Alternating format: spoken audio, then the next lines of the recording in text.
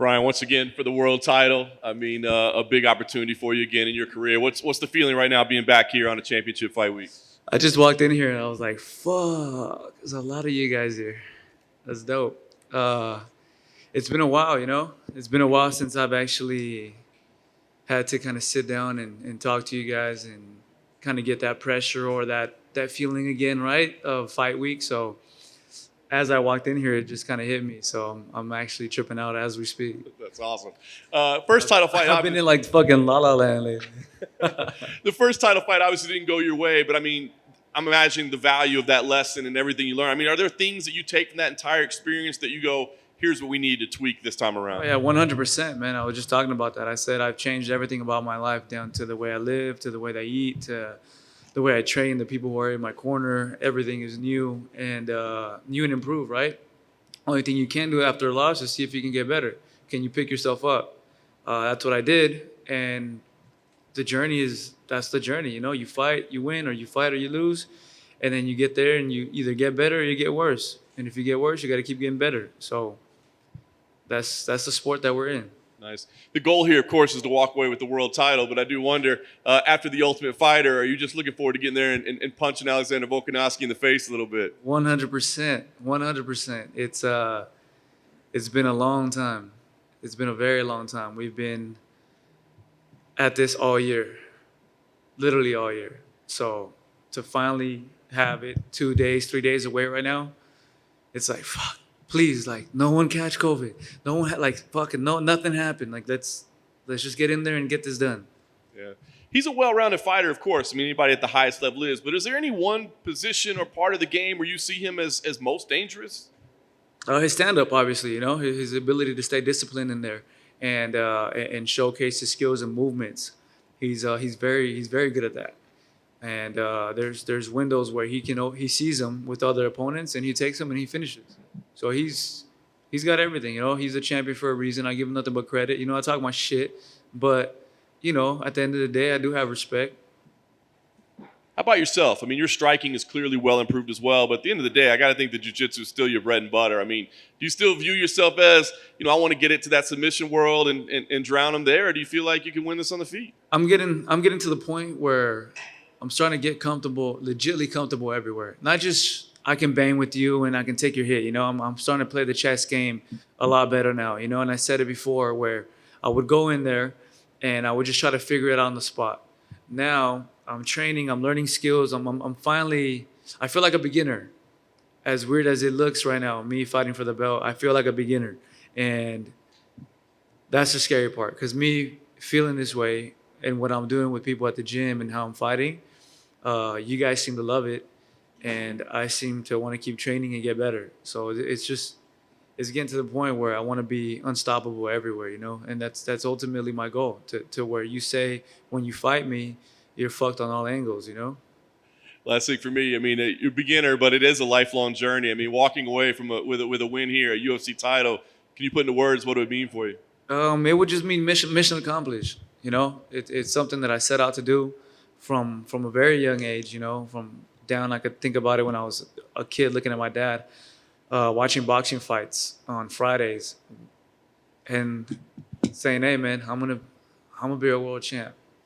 So to do it, especially on this year, would really mean a lot. Brian, are you surprised how much you seem to get on Alex's nerves? Yeah. Is it mutual, or are you just kind of surprised, taken aback by it? He just seems to get more and more irritated the more and more he talks about you. Yeah, I was surprised, bro. I was like, what the fuck did I do? Like, all right, I showed up late. Relax. Like it was, I don't know if someone's telling him to build a fight or trying to do something, but I feel like he's doing a horrible job at it. And just stop. You know, just be you, bro. Like, you've never done this before. And maybe I do get under his nerves. Who knows? You know, I think maybe I am under his skin and he don't like me. So for whatever that is, I mean, it is what it is, you know? You mentioned about how one of his best abilities is his ability to stay composed in the cage on his feet. Do you think actually this, if he is as annoyed as he seems to be, is this going to work against him on Saturday? I mean, I'll probably just look at him and blow him a kiss and see if he fucking gets more pissed off. I don't know. We'll see what happens, you know? He's he's a man who I doubt will let emotions come in the way when it comes to fighting. Maybe outside, uh, I don't think he's gonna break character, right? I think he's gonna stay focused. So am I. So we'll see though. If I can poke the bear in there, I will. And this is one of those rare times in a fight where it's almost like everyone's in agreement who you're going to fight after this one. Max Holloway's still out there. You know, you had that great first fight. Is that the one you want? Should you win the title? I mean, I think that goes without saying. You know, he's. I said it. Us three are gonna be at the top for a bit. You know, and I don't see myself going nowhere. Maybe other than another weight class potentially, maybe in the future, right? As I get older, but as of right now, that's the fight to make. You know, Thanks, but I have to become successful. Hey, Brian, right here. Brian, you know, obviously before the layoff, you know, you're known for your jiu-jitsu and you were known for your hands. When we saw you against the zombie, just full multifaceted striking attack. Was there anyone that you felt like you wanted to model your striking after as you grew, or is it just what you worked on in the gym and that's just how, you know, the stance and everything, the management of the distance, that's how you came out? No, there's definitely people who I look at, and I'll be honest with you, I have no idea who their names are. I follow pages on Instagram, right? And then you see like moves of the day or techniques of the day or fights or little things like that, and you go, hey, you know what? That doesn't seem too far-fetched. I can do that.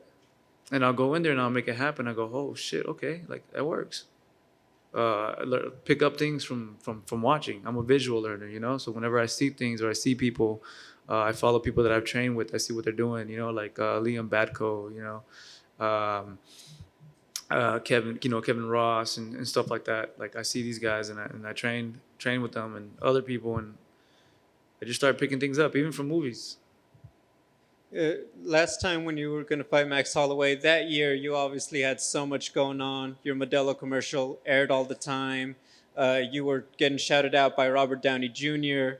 Now going into this one, do you feel like, how would you say like what you learned from that going into now the latest opportunity of having all that attention and now getting another shot at all of it again? I learned to I've learned to have the attention and be in that situations when it's time to, you know, when it's time to work, it's time to work. When it's time to have fun, it's time to have fun. And that's something that I didn't realize before. Before I would have fun and I would train. I didn't care, dude. I was at a club the week of the fight. You know, like I was partying. I was still having fun. I was like, well, as long as I'm not drinking and, you know, like, but I wasn't in the right state of mind, right? I was trying to do everything at once. That's kind of how I am. I try to just, you know, get everything solved. This time it's like, yo, I'm gonna chill. I'm gonna stay at home. And I even got a call actually, and I was gonna go to a club this Saturday. I was gonna go to a club, but then my girl was like, you better knock that shit off. I don't know where she's at, but I was like, you're right. Because I haven't done anything, right? And I was like, it's like the little things always hit. And I'm like, that. And I'm like, wait, no, you're right. And I texted everyone. I said, hey, bro, like, I'm going to stay in. Like, I have to stay in. Otherwise, I was going to be a badass club with the party and everything. Final question is a very important one. Do you miss your long hair? I do, man. It's coming back. Slowly but surely, you know. It's growing. I think it's braidable. We'll see if it's braidable for you guys. But I miss it. It's Ortega I was not digging him. His fight skills, yeah, but his fucking look, hell no. Got a fucking egghead. Yeah. Vas a pelear en el mes de la herencia hispana. Hay mucho entre los latinos peleando ahora. Canelo, Brandon Moreno. ¿Para ti es un reto más grande ahora por lo que vive el deporte mexicano o es una pelea más en tu carrera? Es otra pelea en mi carrera. Lo que anda pasando, anda corriendo esto durante unos meses y tiempos importantes y de historia de nuestra raza, de nuestra gente. Y obviamente sí pone un tipo de presión para mí diciendo, ¿sabes qué? Tengo que continuar con esto. Tengo que seguirle adelante por los mexicanos.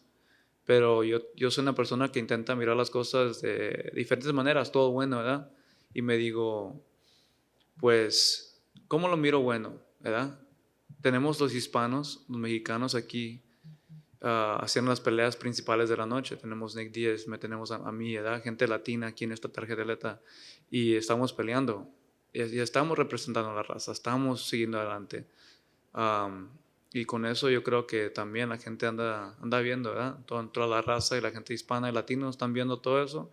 Y pues como dice Brandon Moreno, seguirle adelante, si se puede, cabrones. Ya lo dijiste en inglés, pero en español, las diferencias del Brian Ortega de antes al de ahora en esta pelea contra Volkanovski. La diferencia es que yo ya tengo un equipo nuevo, tengo una mente diferente en entrenamiento, tengo nuevas técnicas. Si han visto la última pelea que tuve, estuvo muy buena esa pelea, de demostrar al mundo qué tipo de peleador soy ahora. Y ahora entre ya 10 meses más que me han dado para entrenar, sigo afilando ese cuchillo y ahora para meterme ahí y a matar como siempre. Just a quick one to fuel up the rivalry a little bit. We talked to Alex Volkanovski earlier, and he called you unprofessional, surrounded by yes men, and that you are a phony guy that acted like a douchebag, basically. So what's your answer to that? I mean, people only see certain things, you know. I'm not here to talk shit. If he has something to say, I'll talk to him one-on-one when there's no cameras. Fuck the bullshit. I'll come get at you in person. You really want to go there? I'll fucking fight you in the elevator if you want. But I think if me and him were to be in a room and actually hang out, for real, we'd be all right. We'd be good acquaintances, you know? But other than that, you know, I'm going to keep letting him fucking butcher his sales pitch for this fight.